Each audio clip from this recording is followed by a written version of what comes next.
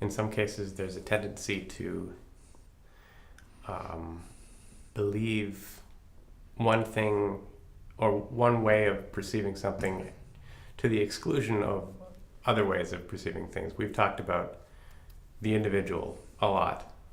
We've also talked about nothing exists, doesn't exist. Yeah, there's no contradiction. Yeah. There's no contradiction in juxtaposing existence and non-existence. There's no problem with saying there are people and then there are non-people. And they're the same. In a way, they're not different, but they serve a purpose as, you could say, parts of the puzzle, for sure. Mm-hmm. You have uncles, you have aunts, you know. Mm-hmm. Mm-hmm. So every individual thing has its own reality. And it is part of the whole, so it's not about, that is, it's part of the non-existence. See? Of course, nothing is the only appearance. Mm-hmm. As an appearance, you're like a walking nose. But as a reality, you're not any face. You're part of the beingness of the whole thing. You're a moving part. So we can recognize you as a nut or a bolt, a wire.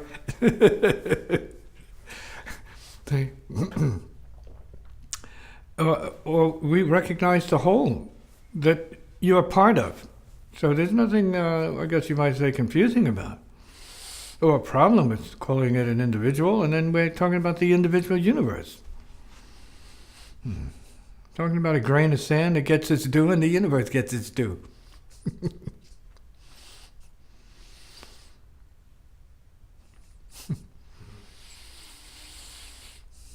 Do you understand?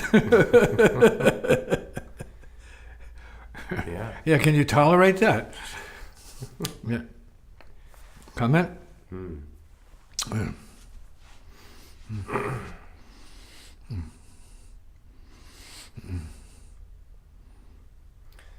Yeah, and the function of paradox in understanding reality, experiencing reality. Can you talk about paradox as it functions as a window into a form of realization? If it functions that as such or that much, yeah. The function of the paradox is nonsense.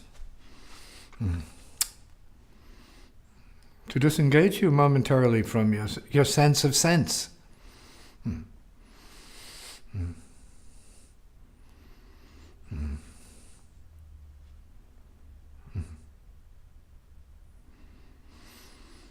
Paradox is nothing.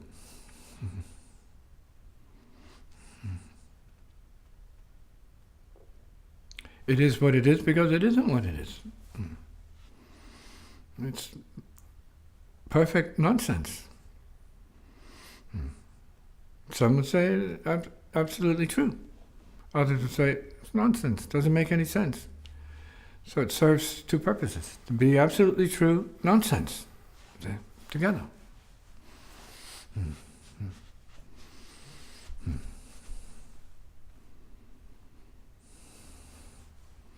It depends on how deep your view is, or how broad your view is, which includes everything. Every single thing. When not a single thing is. It's really lovely understanding.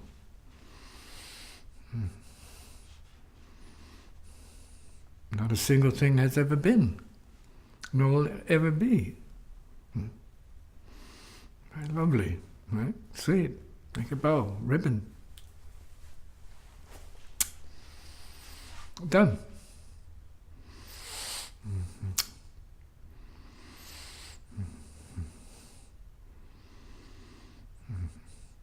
Pure awareness is like that. It's not self-mind. Self-mind is obsessed with things and beings and whatever comes into its perception.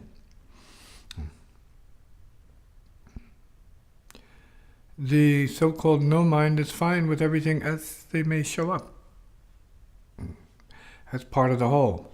With all due respect to a sock being on one foot and another sock being on another foot. Yeah, that's okay.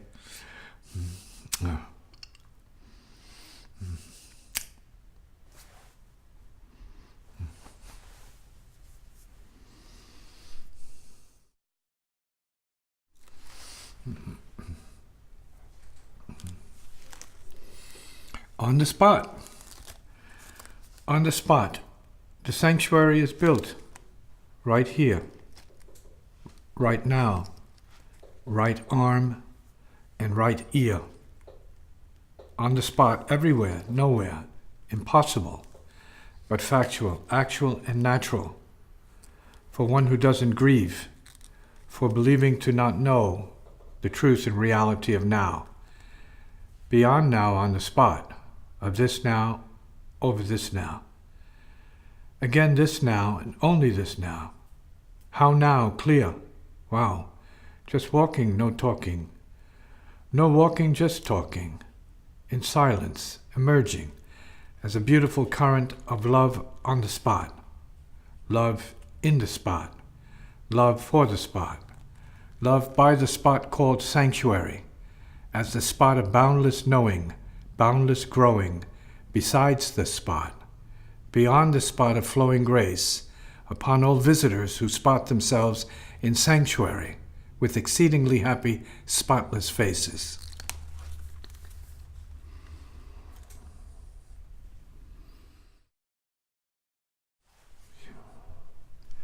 Wisdom class. Beyond insight. Truly, if you hear of it, it will make you deaf. If you feel it, it will leave you numb. If you desire it, it will leave you unhappy. If you seek it, it will leave you lost. And if you find it, it will leave you ignorant. If you try to comprehend it, it will leave you laughing. Truly, no conception can conceive of it. No knowledge can know it. No understanding can comprehend it. It is neither subject nor object, neither here nor there, neither within nor without, neither visible nor invisible, neither great nor small, neither wise nor stupid, neither teacher nor student. This is the insight beyond insight, which is beyond fullness and emptiness altogether. Beyond insight there is no perception, no perceiver, and no anything, being perceived or not perceived. Beyond insight is beyond insight. Be insight beyond insight, and beyond being insight. Be beyond insight, and still be beyond insight, which is nowhere in sight. Is the nowhere in sight beyond insight? Who is nowhere in sight beyond insight? No one is nowhere in sight beyond this no insight. Only that beyond insight is no beyond no, and no beyond or without anything whatsoever, ready to sit and burn.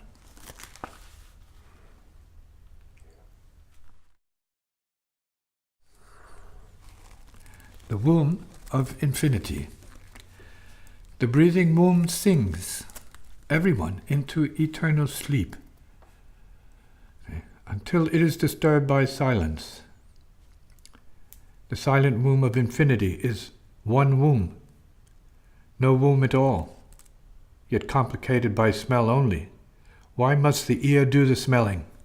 Smell the womb of experience, and receive its pleasurable transmission of prehistoric, pre-universal microbes from infinity, revealing how unknowable transcendence is the ultimate complication. The infinity complication of the smelly womb no one can smell with the nose, For a nose who smells infinity is transcendence complicated? By a womb who wants to be known by a smell? Only the ear can receive by its own transmitting of disturbing purity, deranging intuition, and devastating realization. The talking womb sings everyone into its emotional fire of no existence, realized only inside the womb's womb, which agitates the seed into questioning why the infinite is another name for finite, and the finite so infinitely visible and audible. Why must the eye do the penetrating and probing? Why must the silent, immovable heart do the thrusting and trusting that the womb, as the infinitely finite infinite, winks towards and stinks itself into a universe of solar breezes, making the cosmic reality mystery of etheric space destroyable only by the deepest silence? That space of fatal transcension, that great womb almost never is to whom, but because it is only infinite, thus continually transmitting its unformulated question into the empty hell of space, it is continually complicated by the unnecessarily fearful thought of where the seed of bleeding breeding might actually end up, as a who knows what, whenever it is ultimately released into the lesser infinity of here now, penetrative self-inquiry. What happens to the self-infinite when put into the womb's fire of astonishing incomprehensible intensity apart from death, the ecstatic swoon of liberation itself, the womb tomb's breath of fresh air? The empty womb sings everyone into realization, realizing no realization, well after stirring all beings into a fever pitch of bliss to the breaking point. Absolute translation, utter disappearance of every trace of embarrassment, holy death, and the I know what a woman, man is, gone true to true, through and through, across the shallow waters of human greatness, into a maroon drop of intuitive sweetness, on Mother Nature's powdered lower lip, while the ear's ear desperately realized itself to be the timeless exhalation of the absolute deafness of only perfectly hearing silence.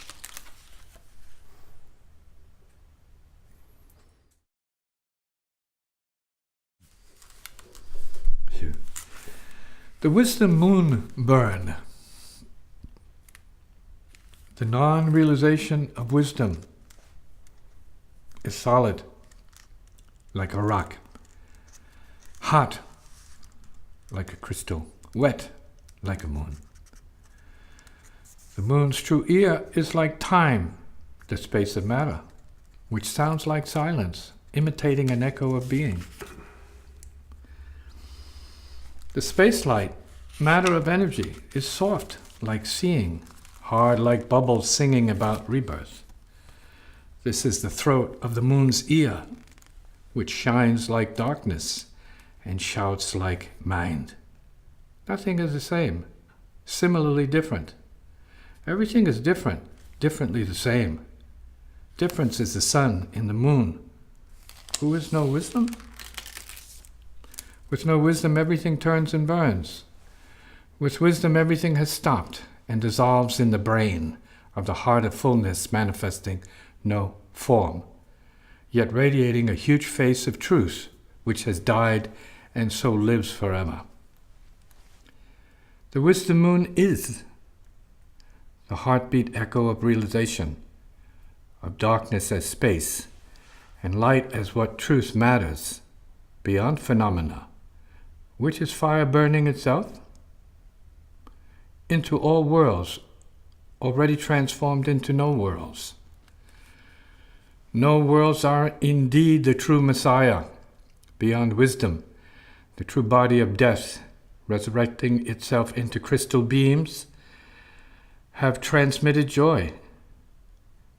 Then man enters woman, and woman enters fire, and truth reappears as the master fact of life after, before, and beyond life.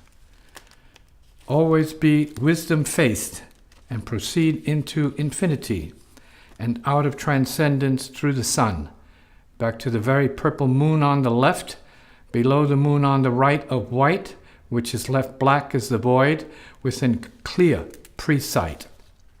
Wisdom moon, clear moon, true moon, master moon, eater of unripened moonbeams, and brain waves, heartbeats, and nerve impulses, which spill time out of the vast heart and onto the hand of reality. Hear nothing and know the old burning of the moon's precious wisdom when the moon is new and not a moon at all. The not at all moon is the created thought of moon. Before the moon's wisdom gave birth to its uncreatedness, its true origin and bliss, and true fullness of wisdom, what self understands this? Now the moon laughs at fullness, while the wisdom cries at realization, during which wisdom moon burns its way beyond the sun, the stars, and all comparisons and judgments, all reasons and all teachings which break the rising moon burn and drown the setting sun of being, while all infinite universes disappear into enlightened reconciliation, radiant resonance realization, and transcendent agreement with incomprehensibly clear, radiant heart, fire, sound, hue, just all beings awaken.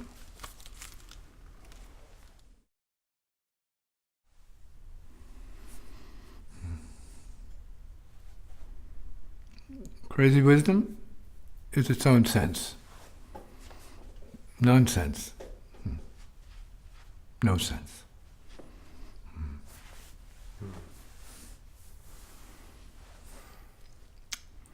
As in an absence of thought, an absence of mind. That's the fullness of thought and the fullness of mind. Mm-hmm. It's not without anything.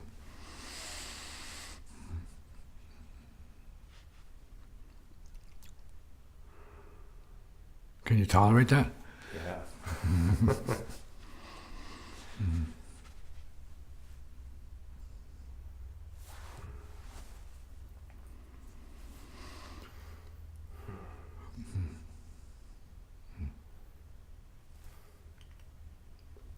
So then breaking it down into digestible bits, or trying to understand anything Well, specifically. you just take the book and break it down at your own leisure. Yeah. Yeah, you do that on your own. You do But- that for you. It seems like that's almost an exercise in obscuration. It was your idea. So it's whatever the individual makes of it. Mm. I'm not sure that gets them to the source of what it is or the meaning of what it is. Mm. So, mm. Yet there are ideas like breadcrumbs that are. You're talking about words. You're into words, so you latch onto the words for their conventional meaning, but in the sort of like extreme composition, they ring tones in your mind that are fascinating and sort of perplexing at the same time, entertaining and confounding at the same time. There's no sense.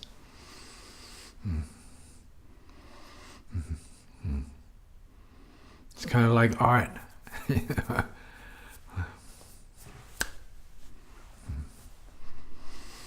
You see it, you hear it, you read it, but do you know it?